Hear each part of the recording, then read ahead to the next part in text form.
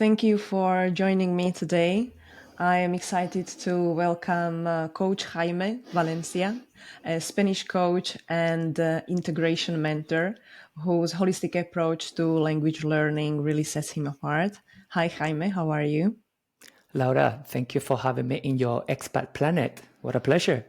You're bringing me to another world here. Amazing. Before unveiling 6 steps to becoming a good, confident, and well integrated expat, I would like to explore the differences between a language teacher and a language coach. So, what are the key distinctions? Well, that's one of my favorite questions, but I like to be a little bit playful. So I'd like to give you two different scenarios. Let's pretend that we are preparing for a swimming competition, right? Mm-hmm. And then we have two people interested in participating. And there's one who's training with Coach A. And Coach A is helping this person learn the movements, learn the different techniques. And then every day before jumping on the water for a little while, but you go to the whiteboard and the coach or the teacher is sort of showing them how to use the arms, how to keep their legs in the right angle so you don't sink and you float. And there's a lot of theory there to prepare for the competition. And then we have another participant who's training with Coach B, who, apart from also teaching and showing and talking about the theory and the technique and the movements, is also looking into how to maximize sleep and to sleep the right hours, how to recover after the training, how to do a particular fitness routine to enhance the right muscles that you need for the competition, how to keep track of your pace, how to visualize and feel motivated and listen to this podcast so you learn about these people talking, right? So who do you think gets to the race a bit more prepared? The person that trained with Coach A or with Coach B? With Coach B. Right? Because there's a little bit more support, it's a bit more holistic, it's a bit more rounded.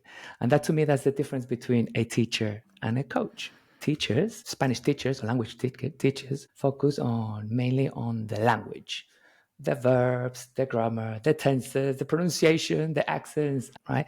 And I think they're perfect for preparing an exam or passing a test or doing a job interview, somewhere where you are expected to be proficient and to have a certain level. Whereas language coaches be more holistic because we focus on happiness, confidence, fulfillment, integration, and things like that. So that's for me, try not to be very technical. That's kind of my fun way of describing the two differences. Does that make sense? Yeah, of course. Your students are better prepared for real life, going out and using the language.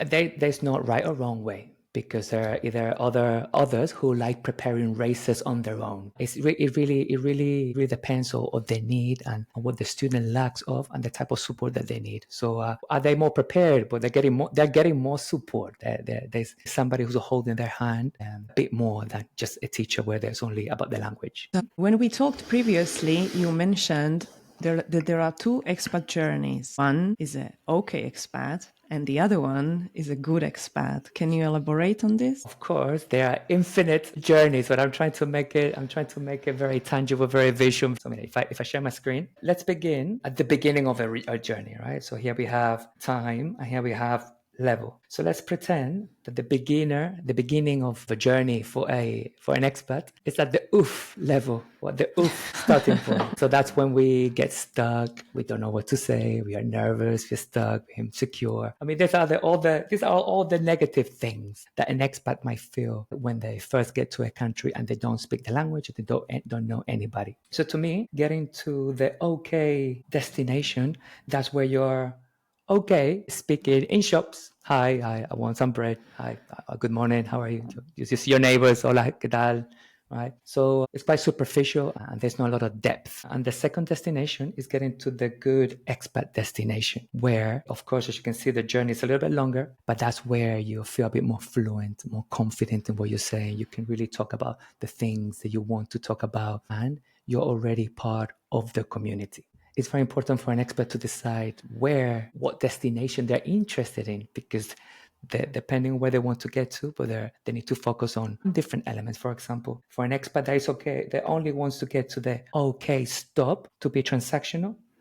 Let me look here. Learning, it's okay. Just learning the language, it's enough. You learn a few words, some vocabulary, some tenses, and you're good there. Whereas to get to a good expat destination, we need to add a couple more stops on the journey. And this is exactly what we're going to be talking about on today's podcast. Huh? To get to the good expat, we also need the mindset, and we also need a little bit of integration strategy. So what we're going to be doing today's podcast is really break it down these 3 stops into 2 steps to make it very clear and very easy for anybody listening. So what is the first step?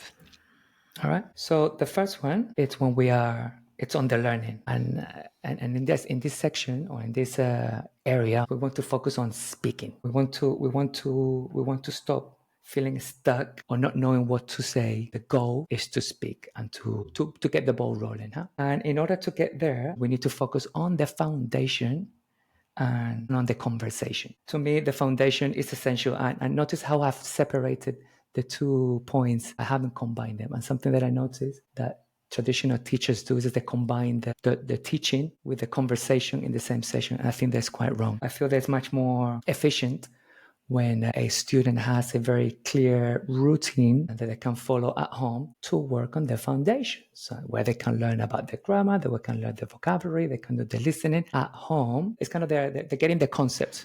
They're filling up the vessel, they're filling up the glass with ideas, so that when it's time to practice a conversation in a session, it's all about speaking, it's all about talking, and it's all about practicing whatever it was learned before. That's why I think it's essential to separate these 2 elements to become a bit more fluent in the conversation. The learning and the speaking separate. Regarding the foundation, one idea came into my mind. I heard many people saying that they are trying to start learning the language with the help of watching movies and series. Tell me if I'm wrong or not. I always say that we need a base that consists of grammar and vocabulary, and we should properly learn it, not only by watching series, because you have to know the rules. What do you think? I feel that is wrong. Oh, good. No. What you're saying is right. But trying to learn by watching, trying to learn by I thought watching. I was wrong. No. I agree with you. But I think the question that you asked me, what do I think about those people? I think it's wrong. Because as I've just described, we need to have this very clear differentiation. If I am learning, if I am getting new things into my brain and I'm understanding things, that requires a process. If you're wearing your slippers and you have your nice cup of tea and you have kind of on a Saturday afternoon, you're chilling, that's leisure time. That's not studying time. If you really want to make the most out of that video, out of that movie, you should really take it seriously and be there with a notepad, stopping and really see that as an activity for learning, to make the most out of it. And a mistake that I see that is very common is to mix Spanish and entertainment, or do Spanish in leisure time. Because when do we do things in leisure time? When we're not tired, when it's not too cold, when you're not too busy, right? So there's no structure there. So that's why it's very important to have a routine where you know that you're showing up at this time of the day, you're doing this. And of course, you can schedule watching movies on this particular day, but you need to be very intentional so you really get the most out of it, not just like trying to learn passively. Does that make sense? Yes, of course. So it's about discipline and take it seriously. Yeah, okay. If I'm learning, I'm learning. And then if I feel like watching and doing a bit more passive, okay. But if you really want to use sort of real content like movies to learn, you need to be more intentional. Are there any strategies that you recommend for expats regarding engaging in meaningful conversations? Well, there are 2 types of conversations, or practice conversations and showtime conversations. Practice conversations is the one that you should be having with your tutor. So the day before, you learn some words, you look at some grammar, and you put these ideas in your head. Okay, now you've seen them, you're not sure how to use them, you've never pronounced them before. Okay, when you practice with your tutor, with your coach, that is practice time. So you're trying to ask the question with different angles, or you're talking about a topic from different perspectives. You get feedback, you try again. Sometimes I ask my clients the same question 3 times. So they take me to 3 different places in their answer, so that it sinks in the way I formulate the question and the formulate the answer. Then you have showtime. And showtime, it also needs to be intentional, because the time that you intend to use your Spanish with the locals. And that also should be scheduled. That also should be in a routine, and decide when that's going to happen. Is it going to be after school when you are waiting for your child? There are other parents out there at the gym, at the local market, or something. I always advise my clients to have a space for socializing where they can be a bit more intentional with the conversation outside of our program. Does that make sense? Yeah, of course. Do you recommend your clients to attend language exchange meetings in Spain? I know them. I know them in Valencia because I attend them very often. But the problem there is that sometimes you might not be able to jump on a conversation that it's on your level, and maybe it's too much, it's too fast. But just a simple fact that you decided that that's the right thing to do, and that you show up, and that you tried, you're always going to get something out of it. It would be ideal if you could meet somebody at your level where you can sit down and it's quiet, but it's fine. You're experimenting and practicing and making new friends with the other locals. No, also if you go there with the intention of connecting with the locals, so that you can take that connection, that friendship outside the intercambio event, to meet up at some other moment where you can be a bit more in charge of what to talk about, or where, or how. I can remember when I started attending these meetups, I didn't speak any Spanish. So I was just sitting there and I was listening. It was a very nice group that was led by Maria, who is a Spanish teacher. She divided us into smaller groups. It was the conversations were guided. We got some topics and some questions connected to that. Every time we had a Spanish native speaker in the group, and yeah, it was great. But I can remember that I was only listening. I couldn't participate. I couldn't speak the language. And after a few months, I step by step started talking. Awesome, amazing. And you should be proud of yourself that you did that. Why? Because you could have gone once and decide, I'm only listening. Why bother? Yeah. I just stay at home. It doesn't make sense for me to be here. I'll watch a movie and I'm still learning. You lie to yourself, like, yeah, I'll watch a movie and I'm still learning. No, you did what you had to do. You got out of your comfort zone. You knew that was the most advantageous thing to do on your journey, and you show up and you stick to it, and then you saw your results when the time was right. So good job, of course. Yeah, thank you.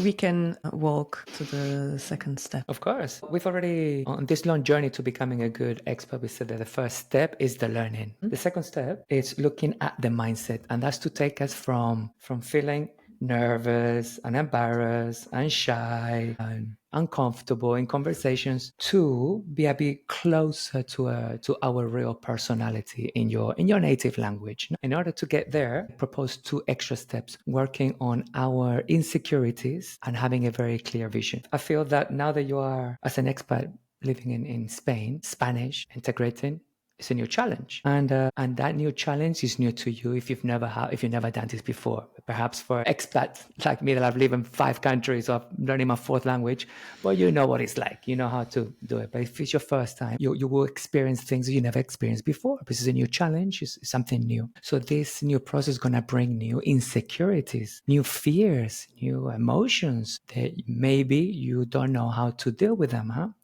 And what this is gonna do is prevent you from getting across your real personality, for sounding assertive like an adult. No, I don't want this. Yes, I want this. Sounds a bit more assertive. So it's very important to work on the insecurities and the fears that hold you back on your journey to speaking.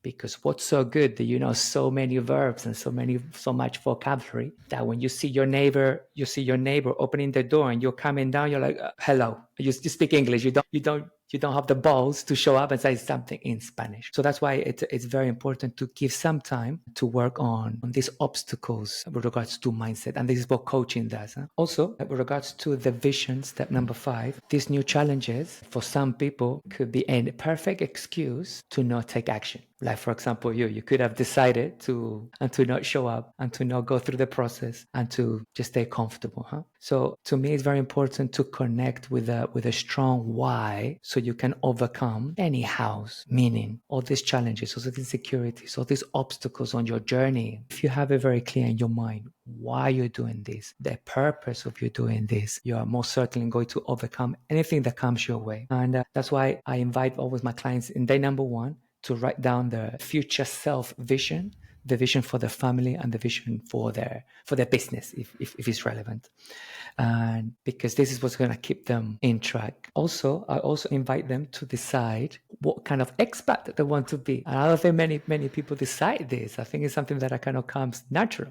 And I give you another example. When you get a new job, it's a long time that I get a job since I've been working for myself for a long time. But you can imagine if day one at a new company, right? You need to decide what type of teammate you want to be, or what type of colleague, or what type of boss you want to be. But if it's consciously or unconsciously, you need to decide. Also, if you're in a relationship or with family, you need to decide what type of spouse or parent or husband you want to show up. So the same thing now that you are starting a new life in Spain, and to connect with this vision, an invitation for everyone listening and watching is, what type of expat do you want to be? To me, I've encapsulated the journey in being a good expat, and that to me has got a meaning, strong meaning. But what does it mean to you? Do you want to be sociable or antisociable? You want to be selfish or selfless? Do you want to be respectful or disrespectful? You'll fill the blanks. This is an invitation. But to me, once you have this vision very clear in your mind, it's gonna make you very strong, and you are gonna be able to knock down any obstacles that come your way. Regarding the insecurities, what kind of techniques do you use to uncover them? I've got a whole challenge to cover insecurities, and to me, being a good expert is someone who is positive, someone who can see the good side of the situation or reality. And in this challenge, what I invite my client is to choose from a list of the most common insecurities that I've seen in my career, right? Age-related, capacity-related insecurities, language-related, a lot of BS that I've been hearing for a lot of years, a lot of insecurities and negative. So we are speaking about all kind of limiting beliefs and insecurities. For example, I'm English, you're Spanish. I'm a man, you're a woman. I come and say hola, and you ignore me. Now, you ignore me because I don't speak Spanish, or you ignore me because I'm not a good enough man. I didn't portray myself with confidence. I'm getting goosebumps because this is deep. So the limitations and the insecurities go beyond the language. It's like, no, I've never been good at learning shit.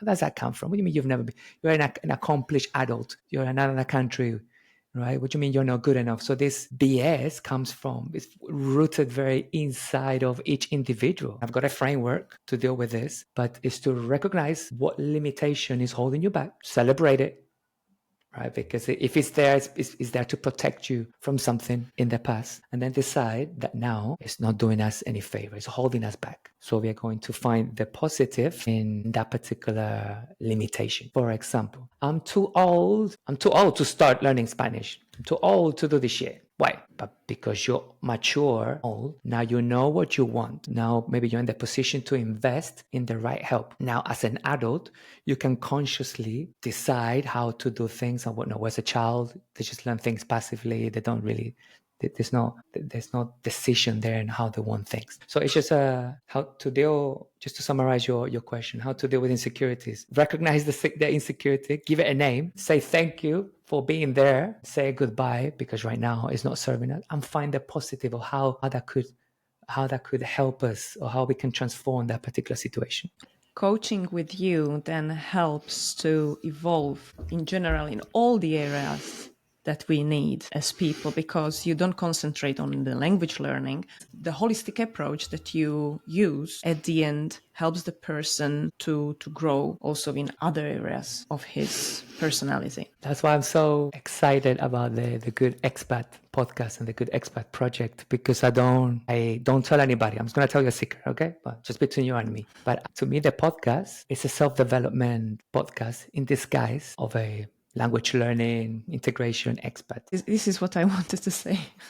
It's kind of there, but don't tell anybody. It might blow my cover. Maybe nobody comes and listen. Huh? But I think it's such an opportunity. I feel as an individual, I've become better as a man, as a person, for living in different countries, having that superpower of speaking multiple languages, experiencing all those traumatizing moments where you're there by yourself. Okay, I'm here. I could choose to feel like a loser, or I could feel to choose like a bloody winner because I'm in a new country. I'm starting. Yeah, I'm on my own because I have to. I am brave, and I attend, and I take action. Damn right.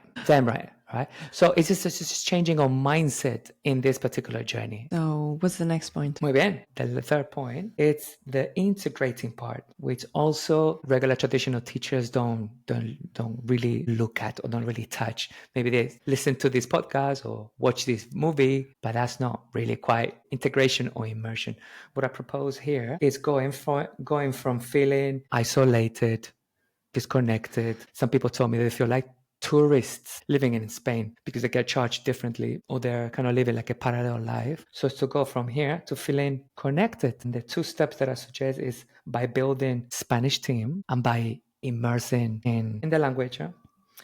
There are really two realities as an expat in a new country. You have the expats and the locals, and there's a whole spectrum where one could choose to live. And there's a time and a place for the expat bubble. There's a time and a place, and there's a time and a place for being with the locals. And I think the beauty of being a good expat is someone that can choose and has that freedom to go and watch a football match and see Manchester United with your mates on a pub because you can, or go and see Real Madrid con los amigos y tomar cañas, no? Because that's what you do with your Spanish friends, for example, no? Yeah, I would like to stop here because for me, as a foreigner, it seems quite difficult to connect with people from Valencia, with the locals. Do you have any tips how to do it? Because they seem to be not that open, maybe, or they're not interested in making new relationships with foreigners. I don't know about other parts of Spain, but any advice on this? Well, we are going to be talking in another episode about building a Spanish team. I think, and that one is where I'm going to give you all the juice. So anybody listening, watch out for the next episode, how to burst the expat bubble and create your Spanish team. We're going deep on that. And there, I think you'll find that quite inspiring. You probably get a few ideas from that conversation. I'm looking forward to that. Yeah. Vale? But yeah, basically here with connect with the immersion, the last point is really taking responsibility on how much we are surrounded by our native language, whatever it is, English, German, Dutch, whatever it is. It's really do a life inventory and realize where we are still not doing Spanish or we are still not listening to Spanish. And that could really, if you're really smart, you can either do an inventory of your social media, of your everyday life, where you go, what you eat, who you talk to, the events that you attend. And by deciding to not add more to your plate, but to replace what you do or where you go with things that get you closer to the language, that's going to help you to immerse. Simple example for women, the hairdresser, and for men, barbers. First of all, I always choose a chatty barber. I don't like quiet barbers, but also choose a chatty barber that doesn't speak English. Genius. Now for expats, no? For expats in Spain. Choose one eventually if you want to immerse and you want to put yourself in situations where you are surrounded and closer to the language. You call Paquita because Paquita doesn't speak any English. Paquita likes life gossiping and she asks you questions. Oh, amazing. 2 for 1. You're getting your haircut, you look fabulous, and you practice your Spanish. Boom. Right? It's a sort of level 2 detail of making changes in your life. At the beginning, you're screwed. You need somebody in English to tell her exactly how you want your cut, of course. Yeah. This is a great advice. So I'm going to look for a hairdresser who is chatting. Exactly. And then you start your makes complete sense. Your interviewing process. Okay. Maria speaks Spanish, but she's quiet. She does it. No, Maria, next, find another one. It might not be the most convenient choice. Maybe Maria lives next to you, but if you go to Paquita over there, it takes a little bit longer, but she's the one. And then she's happy to see you and she's bubbly. Perfect. Just to wrap it up, this is the journey that we have been talking about. This is my understanding to get it to the good expat level where we look at the learning, where we focus on speaking Spanish with no blockages. And for that, we need to look at the foundation, creating a routine and focusing on a conversation where we can practice with the tutor before going live and connecting. Then we have said that to go from feeling embarrassed and shy to being yourself, you need to work on your insecurities and have a clear vision to deal with all the insecurities that come on your journey. And last, to go from feeling like a disconnected expat, tourist, isolated, to feeling connected, we must create a Spanish team, a group of locals that we're comfortable with. For anybody listening who would like to a bit more support on this journey, because as you can see here, it's not just learning el presente perfecto or learning ser estar. I've come across people like you who are stuck with your Spanish all the time. So I've created a free Spanish assessment that you can find here. And there you are going to answer 15 questions. It's going to take you 1 minute. And at the end, you're going to get a score on your learning, on your mindset, and on your integration, the three things that we have talked about. So, and then you're also going to get ideas on how to improve each of those points. It's free. It takes 1 minute and you get the clarity so you stop feeling stuck and confused in your journey learning Spanish and integrating in Spain. We can post the link in the description. Perfecto. Yeah, that would be great, so people can easily find it. I have one question for you. Do you think that your personality changes with learning a new language? That in every language you are someone else? I think you become better. I created this post the other day about it was a pepper, like a deformed pepper with a little bit sticking out. And I was using this analogy that there's a new person growing in you that maybe at first it doesn't feel like you because you're not used to hearing yourself in this new language. It's clumsy and it's ugly and it's messy and it doesn't feel like it's you. Right? It's like another person. But if you think about it, that's you plus. It's you with all your experiences or your learnings or your family or your businesses or your accomplishments and this tiny little thing that is growing, which maybe you're not very proud of at the beginning, but if you're patient enough and you nurture it and you look after it, that will become an extension of your personality. When I speak English and I speak Spanish, am I two different people? No, I'm just extra. I'm just double the person.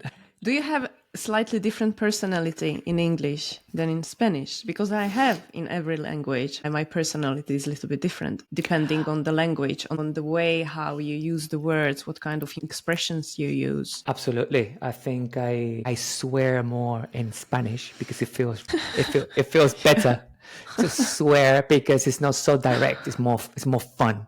Right? Mm-hmm. So I've got this level of expression that I can tap into, like when I'm Spanish version of myself, whereas in English is where I feel that I can be more professional. I can articulate more my ideas, my thoughts, coaching. Mm-hmm. If I had to do this call in Spanish, I would struggle because I wouldn't be able to express myself as eloquently as I can. Is that good? Is that bad? No, that's me. Wonderful. That's me at the two sides of myself. But I'm trying to get across is that it's not having two personalities. It's one plus what is growing in you. No? Yeah. So thank you for coming and for this really insightful conversation. And everyone who liked our discussion today, please subscribe. Thank you, Jaime. Welcome to the Expat Planet with Laura. Thank you.